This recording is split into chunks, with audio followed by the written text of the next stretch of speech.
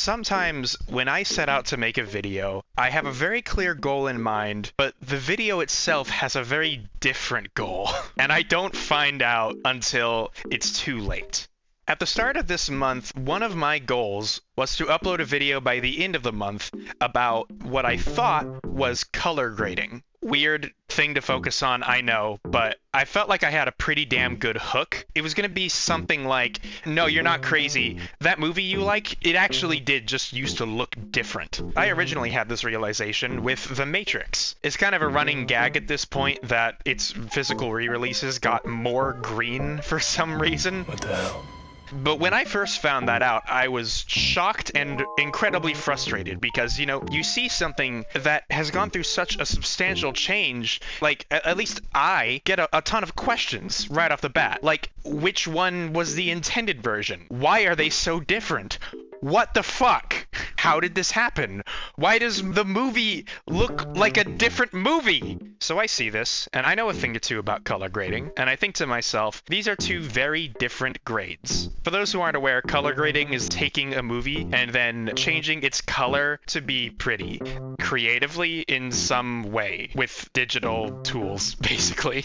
For reference, here's what one of my videos looks like in its raw form, here's what it looks like ungraded, and here's what it looks like once I've done a grade. This is pretty simple stuff. Movies are absolutely insane undertakings when you step back and actually look at the amount of work a colorist or a team of colorists have to do. And I find that really interesting, especially because it doesn't usually get talked about very much. And even when it does, a lot of online spaces only bring it up whenever there's a bad color grade and they have a reason to just hate something. And people just want a reason to hate a thing. So they'll just pin it on the entire medium of color grading. Not great. And so, if I can make a video that shows people some of the artistry that goes into it by using a weird ass example of a re-release of a movie where it, at least from what I could tell, just got regraded, then that sounded like fun. So I start looking more into this. I fish around and find myself a DVD copy of The Matrix, and I compare it to the Blu-ray version. And yeah, they're very different, but the Blu-ray doesn't look like the one that I keep seeing online. And so I source another Blu-ray that was released earlier, and that one looks different too. The Matrix didn't get more green, it got more green and then a different green. It changed twice. It fucking changed twice. Twice!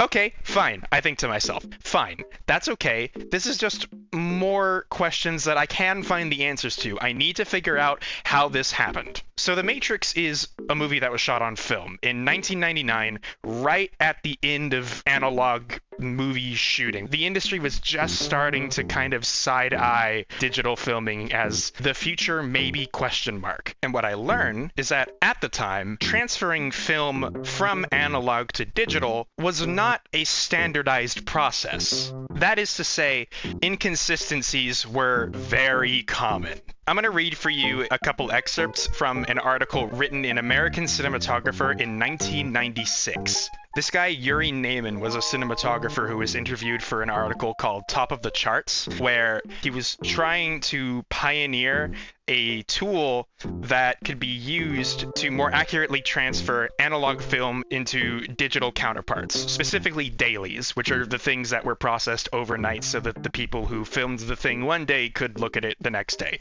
Anyway, he says, for film, we think in terms of gamma, contrast, luminance, exposure, density, etc. These are elements of technical and artistic control, and they are all measurable according to strict standards. So far, so good.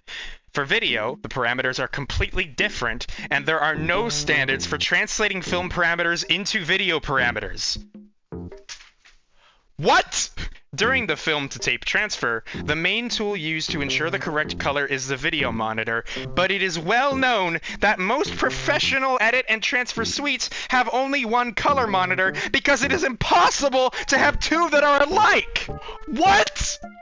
So basically, rule of thumb was that when you shot something on film and you had it transferred to various different mediums, whether that be a film reel for the movies or, a digital format for DVD and VHS and everything else, you wanted to have the directors or the cinematographer, someone who was there and knew what the team was going for, on set, in the production room, and on location in the transfer suite, guiding the people turning the knobs through the process to make sure that the image looks like what they aimed for. And it was at this point that I remembered a choice quote from that Matrix video game video. There was an article where Owen Patterson, the movie's production designer, explained to them that he never felt the DVDs got the green right. So, God.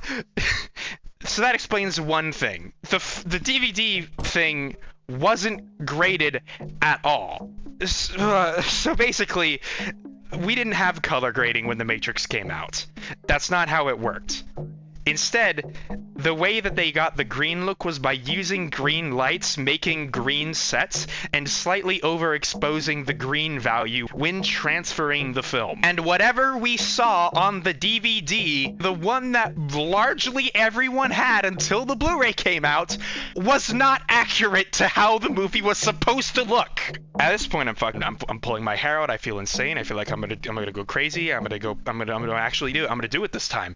So I think to myself, okay, there are a lot of enthusiasts out there who actually source theater film distribution, like the actual films that were played in theaters for way back in the day, right? So maybe I can find a transfer that was done by a fan, and it's not going to be perfect, but it should at least give me an idea of what it actually looked like in the theater, and maybe that will give me some idea of what the cinematographers and the directors actually intended when they made the thing. And I did. I found a couple film transfers straight off of the theatrical releases of the movie that people had uploaded to YouTube.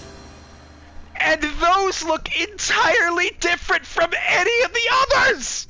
So it's not just that there are 3 very different looking releases of this movie, it's that none of them are representative of what the fucking directors intended when the movie was actually made! My best guess is that the first Blu-ray release was designed to look closer to how the second and third movies look, which are actually color graded. And the newest release, which is its own fucking can of worms, was overseen by Bill Pope, who was the original cinematographer on the Matrix movie. And he oversaw the most recent one, and Warner has gone on record saying that the goal was to get it closer to how it looked in the theaters. Fine, sure, whatever. Once I had all of this information in front of me, I felt like I was dumber than when I started researching, because everything that I had assumed to be true, and that I had formed, and all of these base assumptions that I had initially planned to make the entire video around, were completely false. In order to explore why The Matrix looks the way it does, I don't just have to talk about color grading.